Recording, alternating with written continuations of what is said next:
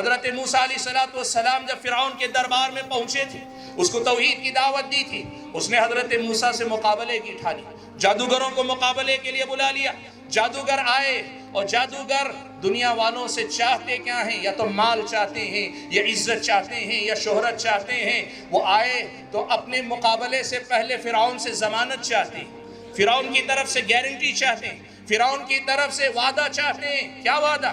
اِنَّ لَنَا لَأَجْرًا إِن كُنَّا نَحْنُ الْغَالِبِينَ۔ اے فرعون، اے بادشاہ، یہ بتا تو صحیح، ہم مقابلہ کریں گے، موسیٰ کو ہرائیں گے، ان پہ غالب آئیں گے، ان کو مغلوب کریں گے، ان پہ غلبہ پا کر تمہاری مراد کو پورا کریں گے، لیکن پہلے یہ ضمانت دے دو، یہ بتا دو ہم جیت گئے تو ہمیں کیا ملے گا، ہم جیت گئے تو ہم کس چیز سے نوازے جائیں گے۔ فرعون نے جو سب سے بڑا انعام ہو سکتا ہے کہا، تم اگر جیت جاؤ تو تمہیں کیا دوں گا؟ تمہیں اپنا مقرب بنا لوں گا، اپنا درباری بنا لوں گا، اور میرے درباری بن گئے، تمہیں عزت بھی مل گئی، تمہیں منصب بھی مل گیا، تمہیں دولت بھی مل گئی، تمہیں پہچان بھی مل گئی، تمہیں تمہاری دنیا سب کچھ مل گئی۔ یہی جادوگر ہیں، مقابلہ کرتے ہیں حضرت موسیٰ علیہ السلام سے، اور مقابلے میں شکست کے ساتھ ہی انہیں اللہ تعالیٰ کی طرف سے توحید کی توفیق مل جاتی ہے۔ اب آپ دیکھو، دنیا کا یہ اصول یاد رکھو، جو آدمی دنیا میں جس قدر زیادہ دل لگاتا ہے اسی قدر زیادہ ڈرپوک ہوا کرتا ہے۔ یہ دنیا دار تھے جادوگر، یہ دنیا دار تھے جادوگر، ان کے دل میں کس قدر ڈر ہونا چاہیے، کس قدر خوف ہونا چاہیے۔ فرعون نے دھمکی دی، اور بڑی دھمکی دی، خطرناک دھمکی دی، کہا اگر موسیٰ پر ایمان سے واپس نہیں پلٹو گے بہت بری طرح مارے جاؤ گے، سزا بھی اتنی تکلیف دے دوں گا کہ تمہارے اعضاء جیتے جی کاٹ دوں گا، اور کاٹوں گا بھی تو ایسے کہ دایاں ہاتھ کاٹوں گا تو پیر بایاں کاٹوں گا، اور ہاتھ اگر بایاں کاٹوں گا تو پیر تمہارا دایاں کاٹوں گا۔ سبحان اللہ، دھمکی خطرناک اور ایسی خوف زدہ کرنے والی کہ اگر دنیا میں دنیا کی محبت باقی ہے تو آدمی گھبرا جائے۔ سبحان اللہ، دیکھو توحید آدمی کو کس قدر سدھار دیتی ہے، اندر سے کیسے بدل دیتی ہے، توحید کیسا انقلاب برپا کرتی ہے۔ ان جادوگروں کو دیکھو، ان کے الفاظ کو دیکھو، اور ذرا رک کر اپنی زندگی میں بھی اس کا محاسبہ کرو۔ کہنے لگے قالوا لا ضیر، قالوا لا ضیر، فرعون کے سامنے کہا تم چاہے جو کر لو، ہمارا کچھ ہونے والا نہیں۔ ہم تو اس لالچ میں اب جی رہے ہیں کہ جو غلطیاں ہم نے تمہاری بات سن کے کر لی، اللہ ان کو معاف کر کے ہمیں بخش دے، اور اللہ تعالی ہم سے راضی ہو جائے کہ ہم اسی کی طرف متوجہ ہو رہے ہیں۔ بھائیو، ایک لمحہ پہلے دنیا کی محبت جن کے دل میں اس قدر اندر تک رچی بسی ہوئی تھی، دوسرے ہی لمحے اس قدر زیادہ بے نیازی، اس قدر زیادہ بے خوف ہو جانا۔ یہ تبدیلی کہاں سے آتی ہے؟ تعلق باللہ سے آتی ہے، توحید خالص سے آتی ہے۔ اسی لیے اللہ تعالیٰ کے بندو، لوگوں میں کام کرو تو اسی دعوت پر کام کرو کہ لوگوں کے عمل کی اصلاح ہونی چاہیے۔ الحمدللہ رب العالمین، والصلاة والسلام على اشرف الانبیاء والمرسلین وعلى آلہ واصحابہ اجمعین ومن تبعهم بإحسان الى یوم الدین۔ یا ایہا الذین آمنوا اتقوا اللہ حق تقاته ولا تموتن الا وانتم مسلمون۔ یا ایہا الناس اتقوا ربکم الذی خلقکم من نفس واحدہ وخلق منها زوجها وبث منهما رجالا كثيرا ونساء واتقوا الله الذي تساءلون به والأرحام إن الله كان عليكم رقيبا۔ يا أيها الذين آمنوا اتقوا الله وقولوا قولا سديدا يصلح لكم أعمالكم ويغفر لكم ذنوبكم ومن يطع الله ورسوله فقد فاز فوزا عظيما۔ أما بعد، فأعوذ بالله من الشيطان الرجيم، بسم الله الرحمن الرحيم۔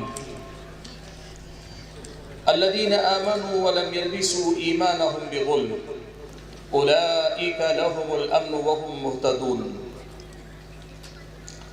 ذی وقار صدر محترم، ذمہ داران جماعت و جمعیت، معزز علماء کرام، بزرگوں، نوجوان بھائیوں اور پردہ نشین خواتین اسلام، میرے لیے بڑی ہی مسرت اور شادمانی کا موقع ہے کہ میں ایک لمبے وقفے کے بعد آپ حضرات و خواتین کے درمیان حاضر ہونے کا شرف حاصل کر رہا ہوں۔ کشمیر کا علاقہ اپنی سردی کے حوالے سے جانا جاتا ہے، لیکن میری ہر زیارت اور ہر آمد میں نے آپ کی طرف سے ہمیشہ گرم جوش محبت ہی کو مہمان نوازی کے سب سے نمایاں پہلو کے طور پہ پایا ہے۔ آپ بھائیوں کی محبتیں اور آپ ذمہ داران کی عنایتیں اتنی ہیں کہ دل یہ کرتا ہے کہ آپ کی ہر دعوت کو قبول کیا جائے۔ آپ میں سے بہت سارے بھائی انفرادی طور پر بھی دعوت دیتے ہیں، لیکن کچھ تو مجبوری ہوگی، یوں ہی کوئی بے سبب بے وفا نہیں ہوتا۔ اللہ کی مرضی کہ اللہ تعالیٰ نے ایک وقفے کے بعد حاضر ہونے کا موقع دیا۔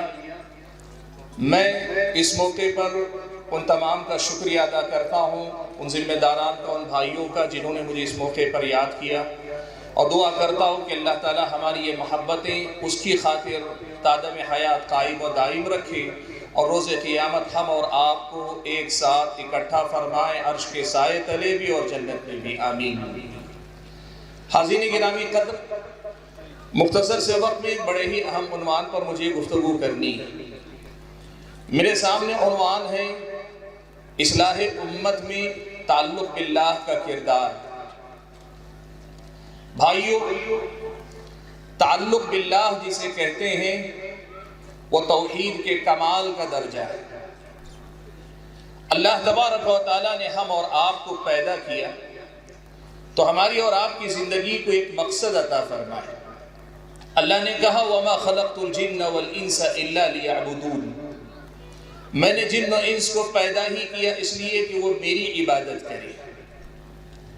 اللہ کی عبادت میری اور آپ کی زندگی کا مقصد ہے، اور آج جب ہم معاشرے کے بگاڑ کو سامنے رکھ کر اصلاح امت کی بات کر رہے ہیں تو مجھے اس بنیادی نقطے کو آپ کے سامنے رکھنا ہے کہ اس مقصد زندگی سے ہم جس قدر زیادہ گہری وابستگی رکھیں گے، اللہ کی توحید میرے اور آپ کے اندر جس قدر پختہ ہوگی، اس کی جڑیں جس قدر اندر ہمارے اتریں گی، ہمارا اور آپ کا رشتہ اور تعلق اللہ تبارک و تعالیٰ سے گہرا جس قدر ہوگا، اسی قدر زیادہ ہماری اور آپ کی اصلاح اور سماج کی اصلاح کا یہ مشن کامیابی سے ہمکنار ہوگا۔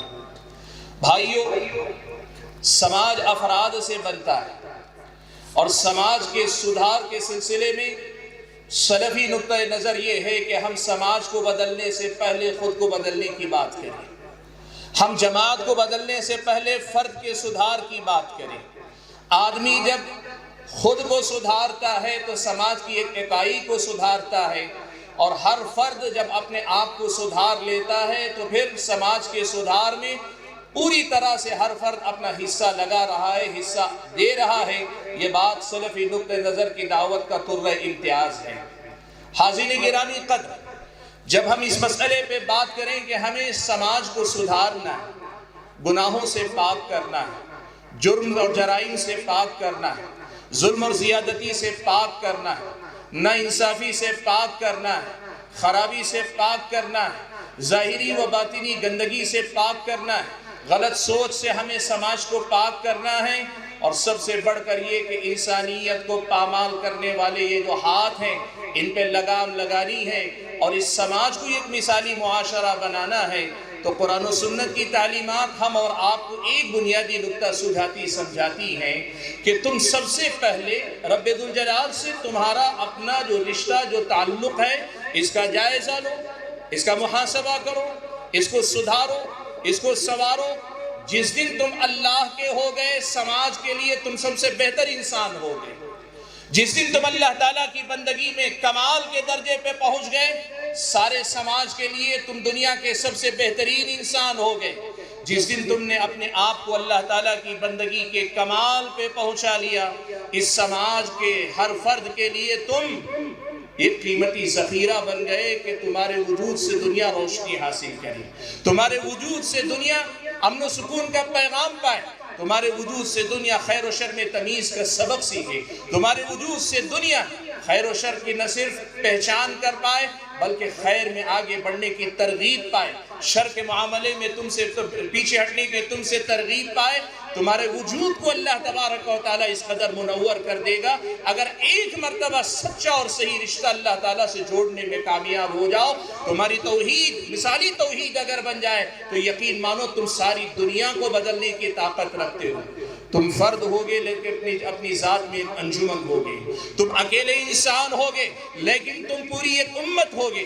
ان ابراہیم کان امتا قانتا للہ حنیفا ولم یک من المشرکین شاکرا لانعمہ اجتباہ وہداہ الى صراط مستقیم وآتیناہ فی الدنیا حسنہ وانہ فی الآخرۃ لمن الصالحین ثم اوحینا الیک ان اتبع ملت ابراہیم حنیفا وما کان من المشرکین۔ حاضرین گرامی قدر، ایک حقیقت آپ یاد رکھیں، اس دنیا میں انسان جو کچھ کرتا ہے وہ بھلا کرے برا کرے، اس کو حرکت میں لانے کے لیے کچھ دوافع ہوتے ہیں، اندر سے کوئی چیز ہوتی ہے جو اسے کچھ کرنے پہ آمادہ کرتی ہے، ایک جذبہ ہوتا ہے، ایک نیت ہوتی ہے، ایک ارادہ ہوتا ہے، اس کے سامنے کچھ مقاصد ہوتے ہیں۔ وہ کیا ہوتے ہیں؟ انسان یا تو کسی کی محبت میں حرکت میں آتا ہے، یا پھر انسان اپنے کسی مفاد کے حصول کے لیے حرکت میں آتا ہے جسے وہ اپنا مفاد سمجھتا ہے، یا پھر انسان اس دنیا میں کسی نقصان سے ڈرتا ہے، بچنا چاہتا ہے، اس نقصان سے بچنے کے لیے حرکت میں آتا ہے۔ اس انسان کے سارے حرکات و سکنات، سارے اعمال اگر ہم اور آپ دیکھیں انہی جذبات کے تابع رہتے ہیں۔ یا تو کسی کی محبت میں آپ کام کر رہے ہیں، یا کسی سے ڈر کے کام کر رہے ہیں، یا پھر آپ کچھ چاہتے ہیں، اس کی چاہت کے حصول کے لیے آپ کام کر رہے ہیں۔ اسلامی شریعت آپ کو بتاتی ہے توحید اور تعلق باللہ کا مطلب ہی یہ ہے کہ اللہ تبارک و تعالیٰ کی عبادت ان تین جذبوں کے ساتھ کی جائے، اور ان تین جذبات کو، ان تین صفات کو کمال کے درجے تک پہنچایا جائے۔ اہل علم نے لکھا اللہ کی عبادت تین جذبات کا مجموعہ ہوا کرتی ہے۔ ایک تو اللہ کی محبت ہے، دوسرے اللہ تبارک و تعالیٰ سے رجا یعنی امید، اور تیسری چیز خوف ہے۔ بندہ حرکت میں آتا ہے یا اللہ تعالیٰ کی عبادت کرتا ہے، بندے کی عبادت میں یہ تینوں جذبات ہونے چاہیے۔ بندے کو اللہ کی محبت میں عبادت کرنی چاہیے، اللہ سے امیدیں وابستہ کر کے عبادت کرنی چاہیے، اللہ کے خوف اور اللہ تعالیٰ کے ڈر سے بھی اللہ تعالیٰ کی عبادت کرنی چاہیے۔ بندے کا تعلق اللہ سے جب مضبوط ہوتا ہے، یہ اللہ سے محبت بندے کی کمال کو پہنچتی۔ تعلق جب مضبوط ہوتا ہے، امید اور رجا کا یہ رشتہ اللہ تعالیٰ سے مضبوط ترین ہوتا جاتا ہے۔ اللہ تعالیٰ سے تعلق مضبوط ہوتا ہے، اللہ تعالیٰ سے خوف کا رشتہ مضبوط ہوتا ہے۔ اور جب بندے کا رشتہ محبت کے درجے میں ہو، خوف کے درجے میں ہو، رجا اور امید کے درجے میں ہو، اللہ تبارک و تعالیٰ سے مضبوط ہو جائے، پھر اللہ کی محبت ساری محبتوں پہ غالب آ جاتی ہے، اللہ تعالیٰ سے امید سارے مفادات پہ غالب آ جاتی ہے، اور اللہ تعالیٰ کا خوف دنیا کے ہر خوف پہ غالب آ جاتا ہے۔ اس طرح توحید اور تعلق باللہ بندے کو اللہ تعالیٰ کا بنا دیتا ہے، اور جو بندہ اللہ کا ہو جاتا ہے وہ اللہ ہی کے احکام کے مطابق زندگی گزارتا ہے، پھر وہ کبھی اللہ تعالیٰ کی نافرمانی کی طرف آگے نہیں بڑھتا۔ اسے اللہ کی محبت میں مزہ آتا ہے، وہ اللہ تبارک و تعالیٰ کی محبت میں لذت پاتا ہے، وہ اللہ تبارک و تعالیٰ کی محبت میں اپنے آپ کو ڈوبا ہوا محسوس کرتا ہے۔ اللہ کی بندگی اس کی زندگی کا مقصد بن جاتا ہے، پھر وہ اپنی زندگی کو اللہ تعالیٰ کے رنگ میں کچھ یوں رنگ لیتا ہے کہ اس رنگ کے علاوہ اسے اپنے ذات پر، اپنی شخصیت پہ کوئی اور رنگ جچتا ہوا محسوس نہیں ہوتا۔ اللہ کے بندوں، اسی لیے یہ پیغام آج یہاں سے یاد رکھ کے جانا اللہ کے بندوں کہ تعلق باللہ سے بڑا کوئی کام نہیں جو اصلاح امت کے باب میں ہم اور آپ کر سکیں۔ تعلق باللہ سے بڑا کوئی ذریعہ نہیں، اللہ کی توحید کو مضبوط کرنے سے بڑا کوئی ذریعہ نہیں، جس کے ذریعے ہم اس دنیا کے اندر تبدیلی لائیں، انقلاب لائیں، سدھار لائیں، خرابیوں کا خاتمہ کریں، برائیوں کے خلاف جنگ کریں۔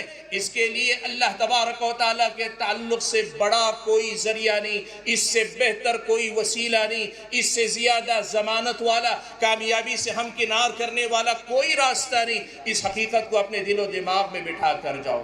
بھائیو، ہم اپنی اصلاح خود کرنا چاہتے ہیں محنت اپنے آپ پہ کرو کہ ہر گزرتے دن کے ساتھ میرا رشتہ اللہ تعالیٰ سے مضبوط تر ہونا چاہیے۔ اللہ کی قربت، اللہ کی نزدیکی، اللہ تبارک و تعالیٰ کے قرب کا تجربہ دن دوگنی رات چوگنی ہمارے اندر ترقی کرنا چاہیے۔ یہ میری اور آپ کی اصلاح کی بنیاد ہے۔ میں سب سے پہلے اپنے اللہ سے اپنے رشتے کا جائزہ لوں، اور اگر ہم سماج کے سدھار کی بات کرتے ہیں تو پھر یہ بھی یاد رکھو، سماج کو سدھارنے کے لیے بھی سماج کے افراد کا، ہر فرد کا اللہ تبارک و تعالیٰ سے رشتہ جوڑنے کی کوشش کرو کہ یہی کامیابی کی ضمانت ہے۔ بھائیو، یہ اصولی اور بنیادی بات اگر آپ نے سمجھ لی ہے تو ذرا آئیے ہم کتاب و سنت کی ان نصوص کی طرف چلتے ہیں جہاں ہماری رہنمائی کی گئی ہے کہ اصلاح امت کا کام انسانیت کی خدمت کی بات ہو، یا پھر اس دنیا کے اندر ایک بہتر معاشرہ قائم کرنے کی بات ہو، یا پھر یہ کہ اس دنیا کے اندر برائیوں کے خاتمے کی ایک مشن ہو۔ ہم اور آپ اصلاح کے علم بردار بننا چاہتے ہیں، قرآن و سنت میری اور آپ کی کیا رہنمائی کرتے ہیں؟ سبحان اللہ، اگر ہم اور آپ قرآن و سنت کو پڑھ کر دیکھیں نا تو قرآن و سنت میں ہم اور آپ کو یہ سکھایا بتلایا گیا ہے کہ پیارے نبی صلی اللہ علیہ وسلم کو اللہ تعالیٰ نے جس سماج اور معاشرے میں بھیجا تھا وہ سماج مشرکوں کا تھا، غیر اللہ کی عبادت میں ڈوبا ہوا تھا، بت پرستی میں ڈوبا ہوا تھا، اور اس بت پرستی میں ڈوبے ہونے کے ساتھ ساتھ اس سماج کے اندر بڑی خرابیاں تھیں، اس سماج کے اندر بڑی برائیاں تھیں، اس سماج کے اندر بہت ساری خرابیوں نے اپنے پنجے گاڑ رکھے تھے۔ اللہ کے نبی صلی اللہ علیہ وسلم آپ کی بعثت سے پہلے کے زمانے کو آج بھی ہم زمانے جاہلیت کہتے ہیں، آج بھی ہم اسے جاہلیت کا دور کہتے ہیں، آج بھی ہم یہ کہتے ہیں کہ اس دور کا انسان پوری طرح اپنی انسانیت پہ باقی نہیں رہ گیا تھا، وہ کئی معاملات میں انسانیت کے درجے سے گر کر حیوانوں کے درجے میں آ گیا تھا۔ آج بھی ہم کہتے ہیں اس بگڑے سماج کو، اس اجڑے سماج کو، اس اللہ تعالیٰ سے دور گئے سماج کو، یا پھر یوں کہیے کہ انسانیت کے درجے سے گرے سماج کو اللہ کے نبی نے سدھارا، اللہ کے نبی نے سنوارا، اللہ کے نبی صلی اللہ علیہ وسلم نے ان کی تربیت کی، اللہ کے نبی صلی اللہ علیہ وسلم نے ان کو بنایا اللہ کے حکم سے۔ کیسے بنایا آپ جانتے ہیں، پوری 23 سالہ نبوی زندگی میں، پوری 23 سالہ نبوی مشن والی آپ کی اپنی زندگی میں آپ نے کیا کیا؟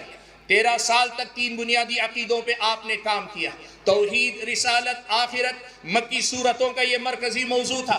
اللہ کے نبی صلی اللہ علیہ وسلم نے توحید کے پیغام کو 13 سال تک پوری مضبوطی کے ساتھ مکی زندگی میں لوگوں میں عام کیا۔ پھر آپ صلی اللہ علیہ وسلم مدینہ چل کر آئے۔ جب اللہ کے نبی مدینہ پہنچے 10 سال آپ نے وہاں گزارے۔ عام طور پر اہل علم یہ بات کہا کرتے ہیں یہاں احکام، شریعت، عبادات، اخلاق، سیاست، معاملات، کردار، یہ ساری تعلیمات اسلامی شریعت کی مدینے میں نازل ہوئی۔ لیکن 2 باتیں میں آپ کے سامنے کہوں۔ پہلی بات تو یہ کہ مدینہ میں یہ ساری تعلیمات توحید کی اسی دعوت کے ساتھ رہیں۔ توحید کی دعوت کا تسلسل مدینے میں بھی برابر جاری رہا، توحید کی دعوت کا یہ تسلسل برابر جاری رہا۔ اللہ کے نبی نے ان احکام کی پابندی کروائی تو تعلق باللہ کی ان بنیادوں کو مسلسل سیراب کرتے رہے، مسلسل تقویت دیتے رہے، اور ساتھ میں آپ نے کام کیا۔ اور اس سے آگے بڑھ کر ایک بڑی بات آپ کے سامنے کہوں، بھائیو یہ نہ سمجھو کہ عقیدہ ایک ہے، عمل ایک اور چیز ہے۔ عقیدہ الگ ہے، عمل ایک اور چیز ہے۔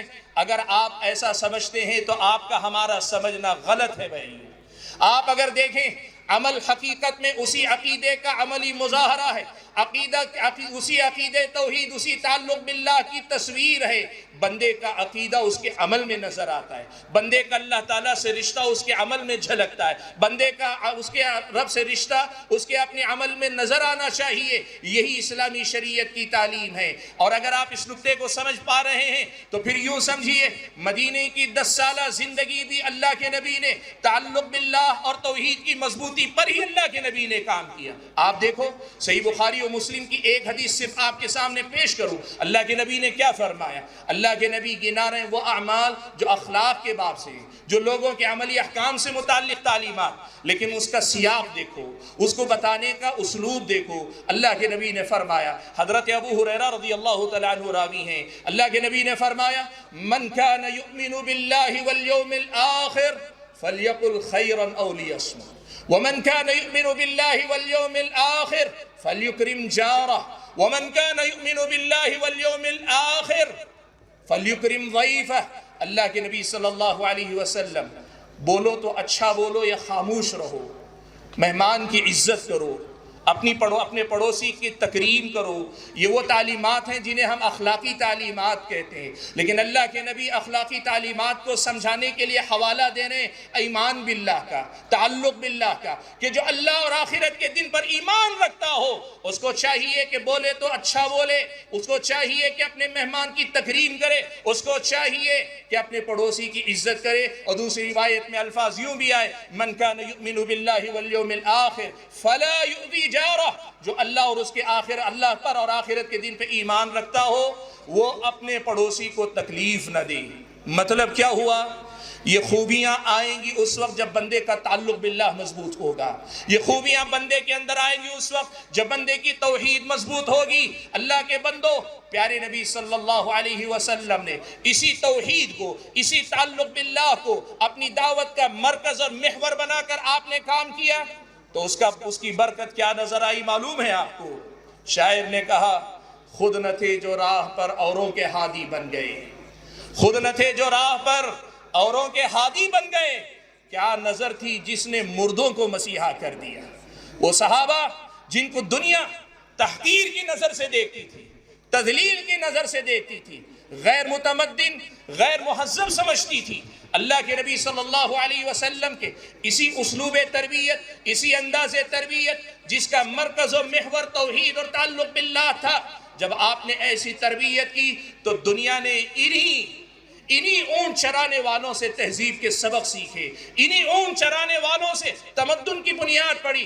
یہ ایسا تمدن کے 1450 سال گزر جانے کے بعد آج بھی انصاف پسند لوگ گواہی دیں گے کہ اس سے بہتر تمدن اور تہذیب کی بنیاد شاید دنیا کو مل پائے۔ حاضرین گرامی قدر، میں آپ کے سامنے جو بات واضح کرنا چاہ رہا ہوں وہ یہ کہ بھائیو، تعلق باللہ اللہ تعالیٰ کا بہت بڑا سرمایہ، بہت بڑی دولت، یہ اللہ کی توحید ہی ہے کہ جس سے اصل میں حقیقی تبدیلی میرے اور آپ کے اندر آئے گی۔ میرے اور آپ کے ظاہر سے پہلے میرے اور آپ کے باطن میں تبدیلی آئے گی، میرے اور آپ کے ظاہر کے سنورنے سے پہلے میرے اور آپ کے باطن کے اندر وہ انقلاب بپا ہوگا جو آگے چل کر ساری دنیا کو انسانیت کے اعلیٰ درجے پہ لے جانے، اللہ کی بندگی کے کمال تک لے جانے والا کارنامہ انجام دے گا۔ حاضرین گرامی قدر، آپ اگر پڑھ کر دیکھیں قرآن میں اللہ تعالیٰ نے یہ بات ہمیں جا بجا بیان فرمائی۔ قومیں ہم سے پہلے بہت ساری ہوئی، حضرت نوح علیہ السلام کی قوم عاد، اس کے بعد قوم سمود، اس کے بعد بنی اسرائیل، موسیٰ و عیسیٰ علیہ السلام، بنی اسرائیل میں حضرت شعیب۔ آپ ان تمام انبیاء کے واقعات کو قرآن میں پڑھتے ہیں، آپ یہ بات جانتے ہیں ہر قوم کے بگاڑ کا انداز جدا گانا تھا۔ قوم لوط بد اخلاقی میں کموں میں مبتلا تھی، قوم شعیب ناپتول میں کمی کا شکار تھی، قوم سمود وہ اپنی طاقت کے بل پہ اکڑنے والی تھی، قوم نوح طبقاتی امتیاز کی دعوت پر بات کرنے والی تھی۔ یہ ساری قومیں طرح طرح کی برائیوں میں ڈوبی ہوئی تھی، لیکن اللہ نے ان کی اصلاح کا پیغام جن انبیاء کو دے کر بھیجا، ان تمام انبیاء کو اللہ تعالیٰ نے کن بنیادوں پہ کام کرنے کو کہا؟ اللہ نے فرمایا وَمَا أَرْسَلْنَا مِن قَبْلِكَ مِن رَسُولٍ إِلَّا نُوحِي إِلَيْهِ أَنَّهُ لَا إِلَهَ إِلَّا أَنَا فَاعْبُدُونِ۔ ہم نے آپ سے پہلے جن کو بھی رسول بنا کر بھیجا، ہم نے پیغام ان کو یہی دیا کہ لا الہ الا انا، میری توحید کی بات کرو، میری توحید کو سمجھاؤ، میرے تعلق کو سمجھاؤ، ان کو بتاؤ کہ میری توحید مجھ سے تعلق ہی اصل ہے، فاعبدون، وہ میری ہی عبادت کریں۔ ہر نبی نے خرابیاں الگ الگ، امراض جدا گانا، قومیں الگ، زمانہ الگ، حالات الگ ہیں، لیکن پیغام سب کی اصلاح کے لیے ایک ہے، وہ ہے عقیدہ توحید اور تعلق باللہ پہ کام کرنا۔ آپ سورہ شعراء پڑھ کر دیکھیں، سورہ شعراء میں اللہ تعالیٰ نے ایک ایک رکوع میں ایک ایک نبی کے واقعے کو بیان کیا۔ ہر نبی کے ایک واقعے کا آغاز اللہ نے کیا تو ہر نبی کی زبانی یہ دعوت اللہ نے سنائی، فاتقوا اللہ وأطیعون، فاتقوا اللہ وأطیعون، فاتقوا اللہ وأطیعون، اللہ سے ڈرو، اللہ کا تقوی اختیار کرو اور میری اطاعت و فرما برداری کرو۔ خرابی چاہے کوئی ہو، बीमारी चाहे जो हो, आदमी के अंदर बिगाड़ चाहे जिस किस्म का आए, इलाज की इब्तिदा और इंतहा इसी ताल्लुक़ बिल्लाह और तौहीद पर होनी चाहिए। इसी से इब्तिदा हो, इसी पे इंतहा हो। यही इलाज है जो अल्लाह ताला ने तमाम उम्मतों को दिया। आप देखो एक इंसान के अंदर ये तौहीद किस कदर ज़्यादा तब्दीली ले आती है। आपने मूसा व फ़िरऔन का किस्सा सुना होगा। हज़रत मूसा अलैहिस्सलाम जब फ़िरऔन के दरबार में पहुँचे थे, उसको तौहीद की दावत दी थी। उसने हज़रत मूसा से मुकाबले की ठानी, जादूगरों को मुकाबले के लिए बुला लिया। जादूगर आए और जादूगर दुनिया वालों से चाहते क्या हैं, या तो माल चाहते हैं, या इज्जत चाहते हैं, या शोहरत चाहते हैं। वो आए तो अपने मुकाबले से पहले फ़िरऔन से ज़मानत चाहते हैं, फ़िरऔन की तरफ से गारंटी चाहते हैं, फ़िरऔन की तरफ से वादा चाहते हैं। क्या वादा? इन्ना लना लअजरन इन कुन्ना नहनुल गालिबीन। ऐ फ़िरऔन, ऐ बादशाह, ये बता तो सही, हम मुकाबला करेंगे, मूसा को हराएंगे, उन पे गालिब आएंगे, उनको मगलूब करेंगे, उन पे गलबा पाकर तुम्हारी मुराद को पूरा करेंगे, लेकिन पहले ये ज़मानत दे दो, ये बता दो हम जीत गए तो हमें क्या मिलेगा, हम जीत गए तो हम किस चीज़ से नवाजे जाएंगे। फ़िरऔन ने जो सबसे बड़ा इनाम हो सकता है कहा, तुम अगर जीत जाओ तो तुम्हें क्या दूंगा, तुम्हें अपना मुकर्रब बना लूँगा, अपना दरबारी बना लूँगा। और मेरे दरबारी बन गए, तुम्हें इज्जत भी मिल गई, तुम्हें मनसब भी मिल गया, तुम्हें दौलत भी मिल गई, तुम्हें पहचान भी मिल गई, तुम्हें तुम्हारी दुनिया सब कुछ मिल गई। यही जादूगर हैं, मुकाबला करते हैं हज़रत मूसा अलैहिस्सलाम से, और मुकाबले में शिकस्त के साथ ही उन्हें अल्लाह ताला की तरफ से तौहीद की तौफीक मिल जाती है। अब आप देखो, दुनिया का ये उसूल याद रखो, जो आदमी दुनिया में जिस कदर ज़्यादा दिल लगाता है उसी कदर ज़्यादा डरपोक हुआ करता है। ये दुनियादार थे जादूगर, ये दुनियादार थे जादूगर। इनके दिल में किस कदर डर होना चाहिए, किस कदर खौफ होना चाहिए। फ़िरऔन ने धमकी दी, और बड़ी धमकी दी, खतरनाक धमकी दी। कहा अगर मूसा पर ईमान से वापस नहीं पलटोगे बहुत बुरी तरह मारे जाओगे, सज़ा भी इतनी तकलीफ दे दूंगा कि तुम्हारे आज़ा जीते जी काट दूंगा, और काटूंगा भी तो ऐसे कि दायां हाथ काटूंगा तो पैर बायां काटूंगा, और हाथ अगर बायां काटूंगा तो पैर तुम्हारा दायां काटूंगा। सुभान अल्लाह, धमकी खतरनाक और ऐसी खौफजदा करने वाली कि अगर दुनिया में दुनिया की मोहब्बत बाकी है तो आदमी घबरा जाए। सुभान अल्लाह, देखो तौहीद आदमी को किस कदर सुधार देती है, अंदर से कैसे बदल देती है, तौहीद कैसा इंक़िलाब बर्पा करती है। इन जादूगरों को देखो, उनके अल्फाज को देखो, और ज़रा रुक कर अपनी ज़िंदगी में भी इसका मुहासबा करो। कहने लगे क़ालू ला ज़ैर, क़ालू ला ज़ैर। फ़िरऔन के सामने कहा तुम चाहे जो कर लो, हमारा कुछ होने वाला नहीं। हम तो इस लालच में अब जी रहे हैं कि जो गलतियां हमने तुम्हारी बात सुन के कर ली, अल्लाह उनको माफ़ करके हमें बख्श दे, और अल्लाह ताला हमसे राज़ी हो जाए कि हम उसी की तरफ मुतवज्जे हो रहे हैं। भाइयों, एक लम्हा पहले दुनिया की मोहब्बत जिनके दिल में इस कदर अंदर तक रची बसी हुई थी, दूसरे ही लम्हे इस कदर ज़्यादा बेनियाजी, इस कदर ज़्यादा बेखौफ हो जाना, ये तब्दीली कहाँ से आती है? ताल्लुक़ बिल्लाह से आती है, तौहीद खालिस से आती है। इसीलिए अल्लाह ताला के बंदो, लोगों में काम करो तो इसी दावत पर काम करो कि लोगों के अमल की इस्लाह होनी चाहिए। हाज़िन गिरामी कद्र, बात को मैं आगे बढ़ा ले जाऊं तो आपके सामने एक बड़ी अहम बात और रखना चाहता हूँ। आज अल्लाह का फजल करम है, उम्मत के अंदर जमातों की, तंजीमों की, तहरीकों की कमी नहीं है। और अगर मुल्की सतह पे आप छोड़ दें, इलाकाई सतह पर छोटी छोटी जमातों तंजीमों की भी बात करें, बिला मुबालगा इस मुल्क में उम्मत की इस्लाह की फिक्र में काम करने वाले बहुत सारे हैं। आज हम उनको ये दावत देना चाहते हैं।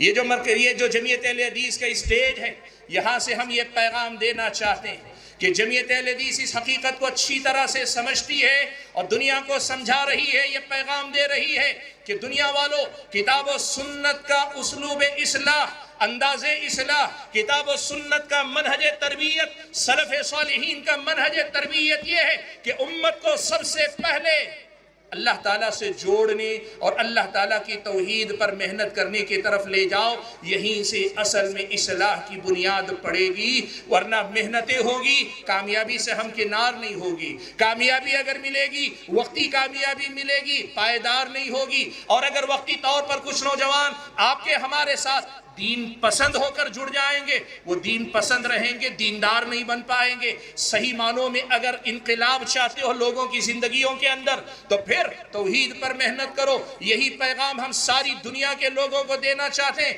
کہ اس پر اصل میں کام کرنے کی ضرورت ہے، اس پر اصل میں کام کرنے کی ضرورت ہے۔ دیکھو کتنا لطیف سا اشارہ حدیث قدسی میں، کتنی پیاری بات اللہ کے نبی نے اللہ تبارک و تعالیٰ کے حوالے سے نقل کی۔ صحیح مسلم کی روایت ہے، اللہ کے نبی صلی اللہ علیہ وسلم فرماتے ہیں کہ اللہ نے فرمایا یا عبادی کلکم ضال الا من ہدیتہ فاستہدونی اہدکم، اے میرے بندو تم سب کے سب گمراہ ہو سوائے اس کے جس کو میں ہدایت دوں۔ اب تمہیں کرنا کیا ہے؟ تم مجھ سے ہدایت طلب کرو، میں تمہیں ہدایت دوں گا۔ اللہ کے بندو جب اللہ سے تعلق ہی نہیں ہوگا تو بندے اللہ سے ہدایت کے طلبگار کب ہوں گے؟ اور جب اللہ تعالیٰ سے ہدایت کے طلبگار نہیں ہوں گے تو پھر ان کو ضلالت اور گمراہی سے نکلنا کیسے نصیب ہوگا؟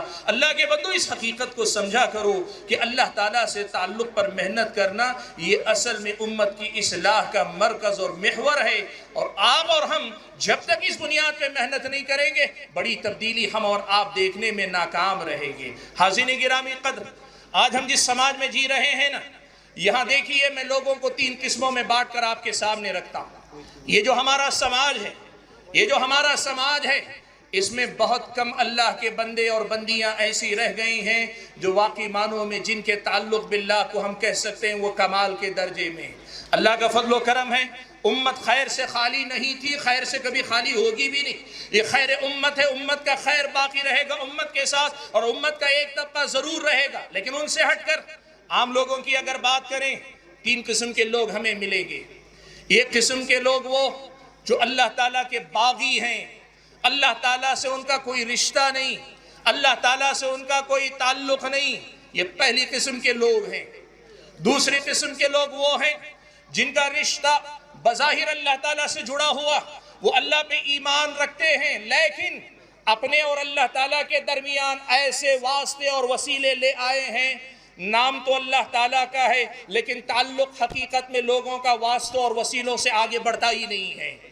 وہ اولیاء کے نام پہ ہو، وہ بزرگوں کے نام پہ ہو، وہ آل بیت رسول صلی اللہ علیہ وسلم کے نام پر ہو یا کسی اور نام پر ہو، نام اللہ تعالیٰ کا لیکن تعلق ان درمیان کے واسطوں سے آگے بڑھ کر اللہ تعالیٰ سے حقیقی رشتہ نہیں جڑ پاتا۔ یہ دوسری قسم کے لوگ ہیں جو امت کے اندر نظر آئیں گے۔ اور تیسری قسم کے لوگ وہ ہیں جن کا رشتہ اللہ تعالیٰ سے ہے، وہ واسطے وسیلوں سے پرے اللہ تعالیٰ سے جڑے ہیں لیکن رشتہ بڑا کمزور ہے، رشتہ بڑا کمزور ہے، اللہ تعالیٰ سے تعلق میں مضبوطی نہیں، اللہ تبارک و تعالیٰ سے تعلق میں استحکام نہیں، استمرار نہیں، اللہ تعالیٰ سے تعلق ڈگمگاتا ہے۔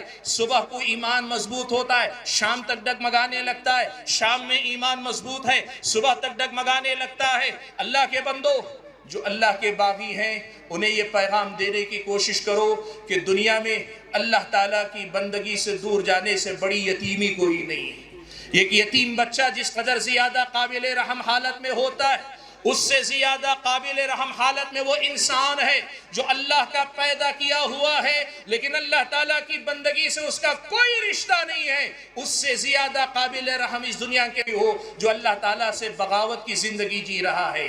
اور دوسرے قسم کے لوگ وہ ہیں جو اللہ کے نام سے جڑے ہیں لیکن حقیقی تعلق ان کا واسطوں اور وسیلوں سے رہ گیا ہے۔ تمہیں قرآن پڑھنا چاہیے، بار بار پڑھنا چاہیے، تمہیں توحید کی گہرائی کو سمجھنا چاہیے، تمہیں تعلق باللہ کی لذت کو سمجھنا چاہیے، تمہیں تعلق باللہ کے حقیقی مفہوم کو سمجھنا چاہیے، وہ مفہوم جو قرآن میں آیا، وہ مفہوم جو حدیث رسول میں آیا، وہ مفہوم جو سلف صالحین کی زندگیوں میں آیا۔ تعلق باللہ کے اس معنی کو سمجھو۔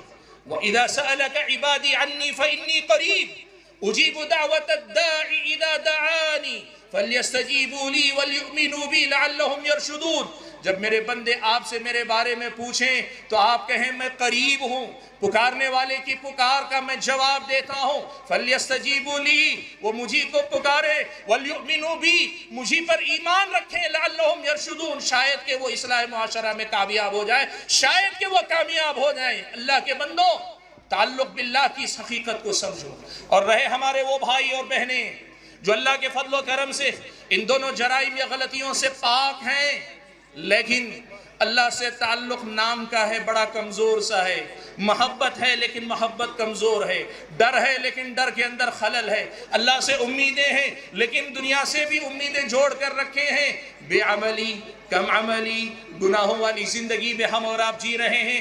اللہ کے بندو، اللہ کی محبت کی ایک لذت ہے، اللہ سے تعلق کا ایک مزہ، اللہ سے رشتہ مضبوط کرنے کا ایک بہت ہی بڑا اس دنیا کے اندر مزہ ہے، جسے چکھنے کے لیے ہم اور آپ کو اپنے آپ پہ محنت کرنی پڑے گی۔ وقت اجازت نہیں دیتا کہ میں آپ کے سامنے تعلق باللہ کے حوالے سے بہت زیادہ باتیں کروں، لیکن آپ کے سامنے دو بنیادی حدیثیں ذکر کر دیتا ہوں۔ ان دو حدیثوں کو آپ سنو۔ پیارے نبی صلی اللہ علیہ وسلم کے پاس ایک صحابی آئے، کہنے لگے اللہ کے نبی ان شرائع الاسلام قد کثرت علی، اللہ کے نبی یہ جو شریعت کے احکام ہیں، مسائل ہیں، تعلیمات ہیں، ہدایت ہیں، یہ بہت زیادہ ہو گئی ہیں۔ یعنی یوں سمجھیے وہ یہ کہنا چاہ رہے ہیں ایک پکڑتا ہوں تو دوسری ہاتھ سے نکل جاتی ہے، ایک پہ توجہ دیتا ہوں تو دوسری چھوٹ جاتی ہے۔ اللہ کے نبی دلنی علی امر اتشبث بہ، اللہ کے نبی کوئی ایک ایسی جامع تعلیم بتا دیجئے میں اس کو لازم پکڑ لوں تو ان تمام خیرات کا جامع وہ بن جائے، میری اپنی زندگی میں میں ہر طرح کے خیر کا مستحق ہو جاؤں۔ اللہ کے نبی نے فرمایا لا یزال لسانک رطبا من ذکر اللہ، تم اس بات کا خیال رکھو کہ تمہاری زبان اللہ کے ذکر سے ہمیشہ تر رہنی چاہیے، تمہاری زبان اللہ تعالیٰ کے ذکر سے ہمیشہ تر رہنی چاہیے۔ اور اللہ کے نبی کے بارے میں صحابی نے خود یہ بات ارشاد فرمائی، کان رسول اللہ صلی اللہ علیہ وسلم یذکر اللہ فی کل احیانہ، اللہ کے نبی ہر وقت اللہ تبارک و تعالیٰ کا ذکر کیا کرتے تھے۔ بھائیو، یہ ذکر صرف الفاظ کی تکرار کا نام نہیں، یہ ذکر صرف اپنی زبان سے کچھ الفاظ کے ادا کرنے کا نام نہیں، یہ ذکر اللہ کی یاد ہے، یہ ذکر اللہ سے تعلق ہے۔ ہر بار جب بھی ہم ذکر کرتے ہیں اللہ سے تعلق کی تجدید کرتے ہیں، اللہ سے تعلق کو اور زیادہ تقویت دیتے ہیں۔ ہمارا اور آپ کا ذکر اللہ تبارک و تعالیٰ سے ہمارے رشتے کو مضبوطی عطا کرتا ہے، اور ہر ذکر کے ساتھ ہم اللہ تعالیٰ سے چند قدم اور قریب ہوتے ہیں، اللہ سے اور نزدیک ہوتے ہیں۔ اللہ کے بندو، ذکر میں ہماری نماز بھی، قرآن کی تلاوت بھی، مختلف مناسبتوں سے سکھائے گئے اذکار بھی، صبح شام کے اذکار بھی، اور اس کے ساتھ ساتھ مقید نہیں مطلق ذکر جو کسی وقت کا پابند نہیں، چلتے پھرتے سبحان اللہ، الحمدللہ، اللہ اکبر، استغفر اللہ، لا الہ الا اللہ، لا حول ولا قوت الا باللہ، یہ جو چلتے پھرتے ذکر ہے۔ اللہ کے بندو، توحید خالص کا کمال یہ ہے کہ بندہ اللہ کی محبت میں، اللہ کی عبادت میں، اللہ کی بندگی میں کچھ اس قدر ڈوبتا چلا جاتا ہے کہ ڈوبتے ڈوبتے پھر اسے اللہ تبارک و تعالیٰ کے ذکر کے علاوہ دنیا میں کچھ بھی اچھا نہیں لگتا، اللہ کے ذکر کے علاوہ اسے دنیا میں کسی چیز میں دل نہیں لگتا۔ معاف کرنا، ہم اور آپ اپنے آپ کو اہل حدیث کہتے ہیں، اور شکر ہے اللہ کا کہ ہم ہیں، ایسا نہیں کہ نہیں، لیکن میرے بھائیوں ابھی ہماری توحید کو اس کمال کے درجے تک پہنچنا ہے جس درجے میں پہنچنے کے بعد ہم اللہ کے ذکر سے غافل نہ ہو۔ ابن قیم رحمۃ اللہ علیہ نے لکھا ہے کہ جو بندہ اللہ کے ذکر کا عادی ہو جاتا ہے وہ تھوڑی دیر کے لیے بھی اگر ذکر سے غافل ہوتا ہے تو اس کی کیفیت ایسی ہوتی ہے جیسے اس مچھلی کی جس مچھلی کو پانی سے نکال کے باہر ڈال دیا گیا ہو، وہ مسلسل تڑپتی رہتی ہے یہاں تک کہ یا تو اسے پانی میں دوبارہ ڈال دیا جائے جی اٹھتی ہے، یا پھر تڑپتے جان دیتی ہے۔ سبحان اللہ، میری اور آپ کی توحید کو وہ کمال کب نصیب ہوگا جہاں اللہ کے ذکر سے تھوڑی غفلت بھی ہم پہ اتنی شاپ گزرے۔ اللہ معاف فرمائے ہمیں، ابھی بہت لمبا سفر باقی، عمل کا بڑا لمبا سفر باقی، اصلاح کا بڑا لمبا کام باقی ہے۔ ہم علماء اور عوام، ہم خواص، سب کو محنت کرنے کی ضرورت ہے۔ حقیقت یہ ہے کہ ہم نے ابھی اللہ تعالیٰ سے ویسا تعلق جوڑا نہیں جیسا تعلق اللہ تعالیٰ دیکھنا چاہتا ہے، اور جس دن ہمارا تعلق اللہ تعالیٰ سے ویسا جڑ جائے گا دنیا کی کوئی طاقت میرا اور آپ کا بال بھی باقا نہیں کر سکتی، یہ اللہ تعالیٰ کا وعدہ ہے۔ اِنَّا لَنَنْصُرُ رُسُلَنَا وَالَّذِينَ آمَنُوا فِي الْحَيَاةِ الدُّنْيَا وَيَوْمَ يَقُومُ الْأَشْهَادُ، اللہ کا وعدہ ہے اللہ رسولوں کی بھی مدد کرے گا، آخرت سے پہلے اس دنیا کے اندر ایمان والوں کی بھی مدد کرے گا۔ یہ جو ہاہاکار مچی ہوئی ہے، یہ جو مظلومیت کی شکایتیں ہیں، یہ دنیا میں بربادی کے جو فسانے ہیں، یہ دنیا میں ہم تاریخ کے سامنے جو مظلومیت کا رونا رو رہے ہیں، اس رونے سے تو زیادہ اچھا ہے اپنے آپ کو اللہ تعالیٰ کے سامنے لا کے گرا لو، اللہ کے سامنے لا کے جھکا لو، اپنے آپ کو اللہ تعالیٰ سے جوڑ لو، اللہ تعالیٰ کے سپرد ہو جاؤ، اپنے آپ کو اس کے حوالے کر دو اور توکل کے اس کمال پہ پہنچ جاؤ جہاں ساری دنیا سے بے نیاز ہو جاؤ اور یہ کہو اے اللہ ہم نے اپنے آپ کو تیرے حوالے کیا اور تیرے حوالے کرنے کے بعد ہم مطمئن ہو گئے کہ نعم المولا و نعم النصیر، تو کیا ہی بہتر والی اور مولا ہے اور تجھ سے بہتر کوئی معاون اور مددگار نہیں ہو سکتا۔ حاضرین گرامی قدر، بات کو مختصر کرتے ہوئے میں یہ بات آپ کے سامنے گنانا چاہوں گا، آپ اس بات کو کوئی ہوائی بات ہی نہ سمجھیں۔ وہ جو تنظیمیں جماعتیں کام کر رہے ہیں، خود ہماری اپنی جماعت اور جمعیت کو بھی سامنے رکھ کر میں کہوں، ان کو ماضی قریب کی شیخ الاسلام محمد بن عبد الوہاب رحمۃ اللہ علیہ، سعودی عرب کی جو موجودہ حکومت ہے، اس کی جو آج جو یہ ترقی ہے، ساری دنیا میں اس کی جو حیثیت ہے، آپ اسے تاریخ کی ایسی مثال کے طور پر اپنے سامنے رکھیں جہاں توحید پر محنت ہوئی، تعلق باللہ پہ محنت ہوئی تو اللہ تعالیٰ نے نہ صرف یہ کہ معاشرے کو ان کے سدھار دیا، سنوار دیا، بلکہ دنیا کی ساری نعمتوں کا محور اور مرکز اللہ تعالیٰ نے ان کو بنایا ہے۔ آج بھی ان کی دنیاوی زندگی دنیا کے بہترین قوموں والی زندگی آپ کو نظر آئے گی۔ اللہ کے بندو، اللہ کی توحید پہ محنت کرو۔ اور آج وقت ختم ہو رہا ہے، 2 منٹ میرے پاس باقی ہیں، ان 2 منٹ میں ایک بات کہہ رہا ہوں، میری اس حاضری سے آپ نے کوئی اور چیز یاد نہ بھی رکھی، میری اپنی اس گفتگو اس حاضری سے آپ نے کوئی اور بات یاد نہ رکھی تو کم سے کم یہ 2 منٹ کی بڑی اہم بات آپ کو یاد رکھنی چاہیے۔ میری درخواست ہے جمعیت اہل حدیث جموں و کشمیر کے اہل علم اور ذمہ داروں سے کہ بھائیو، شرک کی تردید پہ ہم کام کرتے ہیں، توحید کا معنی و مطلب سمجھانے پہ ہم کام کرتے ہیں، یہ ہونا چاہیے کہ یہ بنیاد ہے۔ لیکن مجھ ناچیز کی ایک رائے، طالب علمانہ رائے آپ اہل علم کے سامنے رکھنا چاہتا ہوں کہ سچ تو یہ ہے کہ اللہ تعالیٰ کے سچے تعارف، اللہ تعالیٰ کی توحید اسماء و صفات پر ہم نے کما حقہ محنت نہیں کی۔ اللہ تعالیٰ کا تعارف کرواؤ، دنیا والوں کے سامنے اللہ تعالیٰ کا تعارف رکھو، اللہ کے اسماء حسنہ، اللہ تعالیٰ کی صفات علیہ، اور ان اسماء حسنہ کا ہماری اور آپ کی زندگیوں سے تعلق، ہماری اور آپ کی زندگی پر اس کے اثرات اتنا عظیم اور اتنا اہم موضوع ہے کہ بہت حد تک ہمارے سماج میں اس کی طرف سے غفلت پائی جاتی ہے۔ یقین مانو اللہ کے بندو، اللہ کی توحید اسماء و صفات میں اگر ہم ڈوبنے لگے نا تو پھر اللہ سے ایسی محبت ہوگی کہ شرک سے خود بخود نفرت ہو جائے گی۔